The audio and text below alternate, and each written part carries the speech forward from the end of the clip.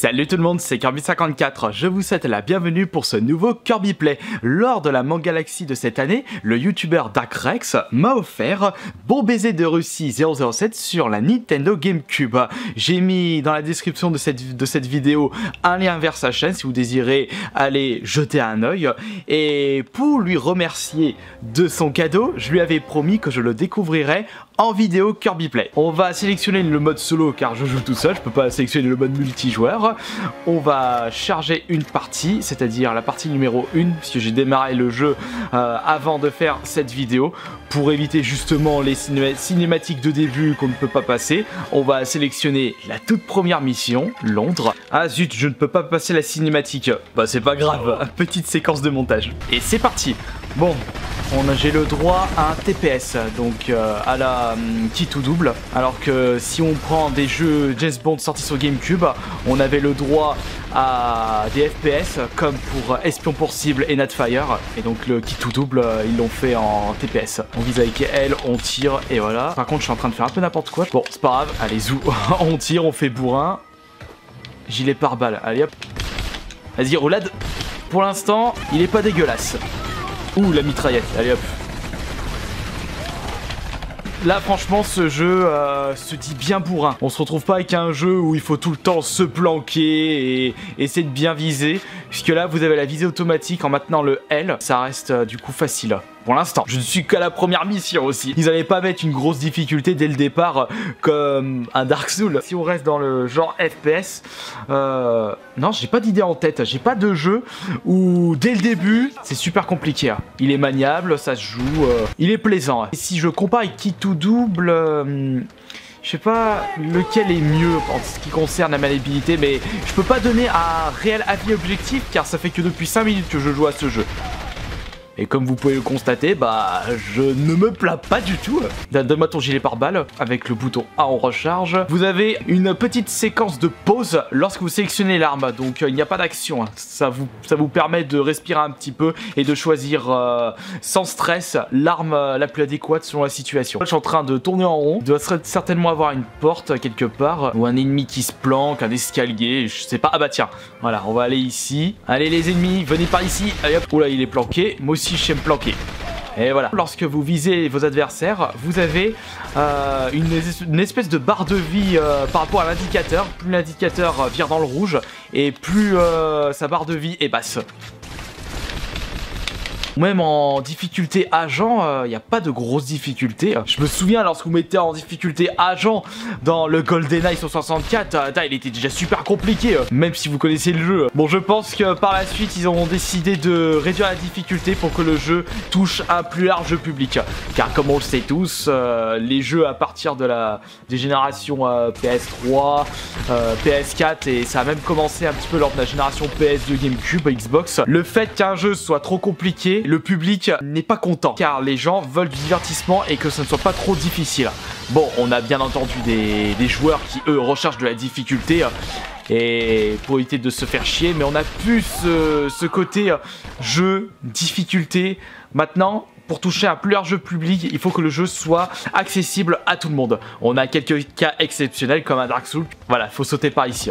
Hop. Bon, les séquences à la Tomb Raider, c'est pas trop compliqué, je veux dire. Vous avez comme un mur invisible, vous ne pouvez pas tomber juste parce que vous avez fait une mauvaise action. Et puis de toute façon, vous ne pouvez pas sauter comme ça. Vous ne pouvez pas sauter à tout va. Vous êtes obligé d'être au niveau d'un rebord pour pouvoir sauter. Enfin, pour pouvoir activer la manip saut.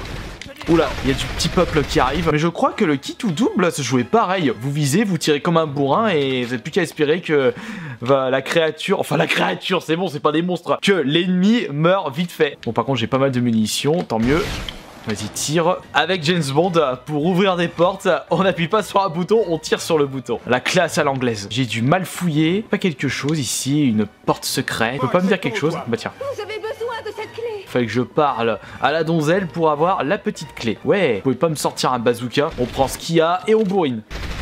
Je suis resté devant, je me suis même pas planqué, j'ai pas encore été touché au niveau de ma barre de vie verte, puisque les ennemis laissent des gilets pare-balles. Alors que dans le GoldenEye, oui, je compare beaucoup avec GoldenEye car c'est vraiment le GoldenEye qui a marqué les esprits en ce qui concerne les James Bond rétro gaming. Lorsque vous découvrez un gilet pare-balles sur le GoldenEye, vous étiez heureux comme une taupe. Ah, attention, cinématique. L'autre avec son jetpack. Et un autre qui part avec l'hélicoptère. Heureusement que t'as bien visé, sinon t'aurais plus de poignée, James. Ouh, ça c'est pas mal. Attention, parce que j'ai l'impression que la maniabilité n'est pas top. Monter avec A, descendre avec B, X pour vous déplacer en esquivant. Ouais, du coup, on peut faire un double barrel roll, là, j'imagine. Bon, je dois aller où, là? Allez, on vise. Ah bah tiens, regardez-moi ceux-là. Ils sont sur le Big Ben. On dirait des petites migales accrochées à une tour. Bah tiens, un qui est ici. Non, mais ils savent pas viser les ennemis, même en difficulté agent. Faudrait que je teste la difficulté agent 00 pour voir si la difficulté ne va pas prendre d'un coup. Je dois détruire l'hélicoptère. Ah, c'est le boss du niveau, c'est le boss. Par contre, j'ai pas d'autre arme. Si, j'ai un lance-roquette. Bon, par contre, je peux pas utiliser le lance-roquette. L'hélicoptère est beaucoup trop rapide. Donc, on va utiliser la mitraillette. Ça vide moins de vie, mais au moins, ça touche la cible. Je t'arrose, pompier Bond à la rescousse. Eh, mais t'en vas pas. Ouais, c'est pas du jeu, il se casse. Je t'ai déjà vidé la moitié de ta barre de vie. Oh là là, cet hélicoptère en mousse. Pire que le modèle Fisher-Price de chez EcoPlus. Vas-y, James, tu vas y arriver. Ah bah voilà, tu crames. Aïe, oh, putain, il m'a rentré dedans. Ça va vider juste même pas un cinquième de ma vie. Oh là là, James Bond, c'est Robocop. Genre, j'aurais dû être décapité. Attention, attention, attention. Et voilà. Oh là là, ce boss ultra facile. Vas-y, Sean Connery. Oh, cette action. Et l'autre, le conducteur, il a disparu. Sinon, il aurait pas pu traverser l'hélicoptère. Encore une victoire du canard. Mais ce n'était que l'introduction de James Bond. Ah, ça me rappelle ma période gaming où j'étais à fond sur les James Bond sur GameCube. Espion pour cible que j'ai terminé des dizaines de fois où j'ai essayé de faire les meilleurs scores. Je me souviens de cette période-là. Le Nightfire qui se rapproche beaucoup de Espion pour cible. C'est un petit peu le Espion pour cible 2.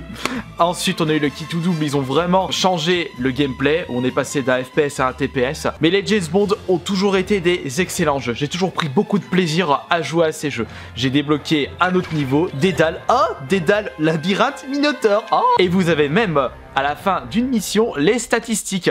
Et encore une fois, je me ressouviens de ma période sur Espion pour cible où à chaque fois j'étais tout excité de voir mes scores à la fin d'une partie.